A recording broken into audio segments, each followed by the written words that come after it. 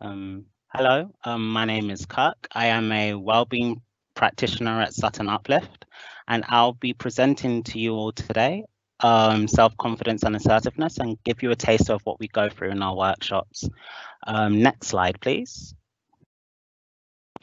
Okay, so what is self-confidence? So self-confidence is the opinion that we have of ourselves. If we have a healthy self-confidence, we feel positive feelings about ourselves and lives in our life in general. If we have low self-confidence, we may feel negative feelings and may be less able to take the challenges that life has to offer. So what we kind of want to do now is look at maybe some ways that we can look to boost our confidence and build our confidence. So for this, what we will look at is Bandora's theory of self-efficacy. Next slide, please. Okay, so Bandora's theory of self-efficacy, or confidence as it is commonly known, is the optimistic self-belief in our competencies or chances of successfully accomplishing a task and producing a favorable outcome. Beliefs in personal efficacy, or how confident am I, affect life choices, level of motivation, resilience to adversity, and vulnerability to stress. Confidence, Bandura hypothesized, it is based on four main areas or main sources. Now, the first one is mastery of experiences. Now, what does this mean? Mastery of experience basically means when you become so used to doing a certain action that you become a proficient in it. You become a master of that experience. So if I give you an example, if I ask any of you to go and fry an egg, the likelihood is that you will all be like, yeah, I know how to do that. I've been frying eggs for a very long time. And that's the point. You've found an experience that you are very confident in, that you are a master in. And Bandura is saying that with certain experiences in life, what we need to do to increase our confidence is to become a master at it. And that's normally done through practice. So then the next section, role models. And this is what Bandura hypothesized with vicarious learning. So what does this mean? This means that you look at people around you who are similar to you. They can be your brother, a sister, or a friend, and you think, well, if they can do this task, why can't I do this task? And we think of things like this, like, well, if my brother, who I know can't do much things, is able to speak publicly, then maybe I can try and do some public speaking. Or it could be doing a new skill or learning a new language. The point is that what we look at around us is we make sure that the people who are around us are similar to us, and then we think, well, if they can do it, so should I, and we gain confidence that way. Okay, and then Bandura hypothesized on how we physically and emotionally feel, which he labeled emotional states. So what does this mean? This means that when we are likely to do a task and we feel happy, elated, joyous, we are more likely to be more confident in that said tasks. But if we feel down, anxious, tired, stressed, then we're more likely to feel less confident in performing a certain task. And for emotional states, it could even be a task that you normally feel very confident in, but just because you woke up and you feel down or you just feel very stressed, it feels like everything which you naturally used to be able to do very confidently, you somehow are not able to. And this is why Bandura says that your emotional states also impact on your confidence. And lastly, influencing and learning from others, which Bandura spoke of as verbal persuasion. So what this is, and I like giving this example. You may have been in school. You may have had a teacher who said to you, you can do this question. I know you can do this question. You've done other questions like this before.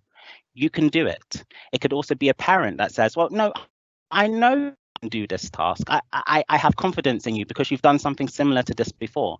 So what you're really doing is allowing the other person to persuade you to say that, oh, okay, well, if they think I can do it, then surely I should be able to do it. And this is how we gain confidence through being persuaded. And this helps us achieve a certain task, and we have a much more confident feeling through it. So Bandura has hypothesized that our confidence is based on or is influenced by these 4 areas.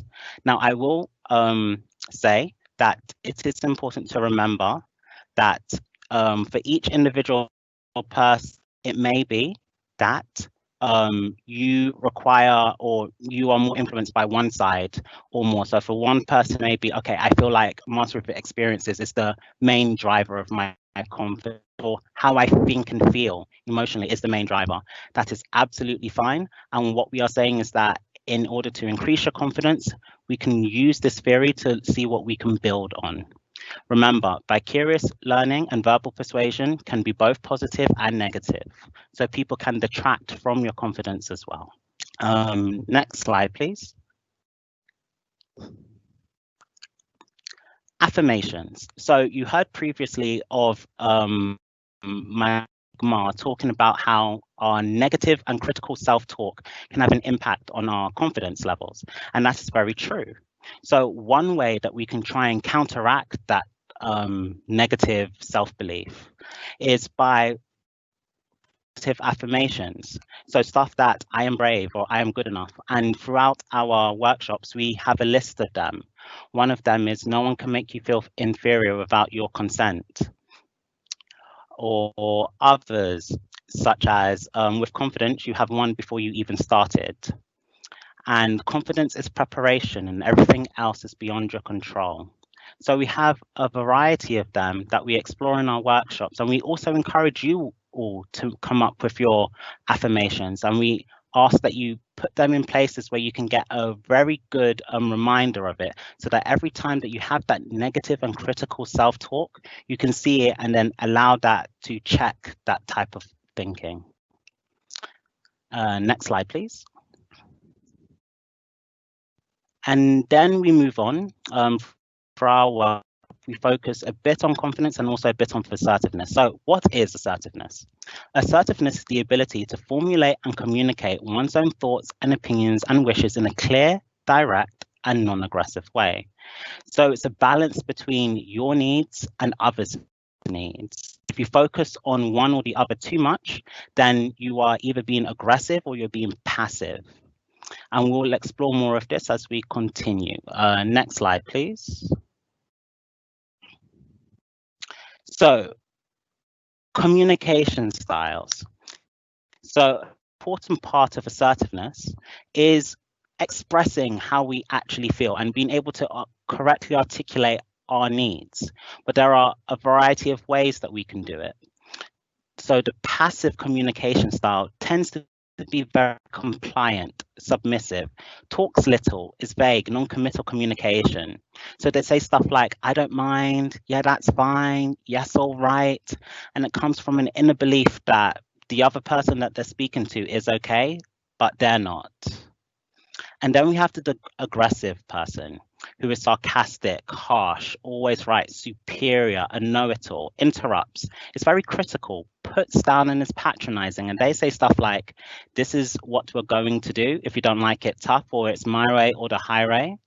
And it comes from an inner belief that I'm okay and I'm going to focus on my own needs, but you're not okay, as in you're less important than me.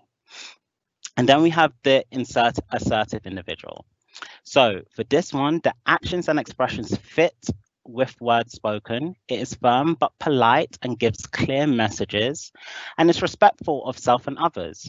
So it says like examples of communication, which such as, that's a good idea. How about if we did this too? I can see that, but I would really like. So it comes from an inner belief where they're saying that I'm okay and you're okay.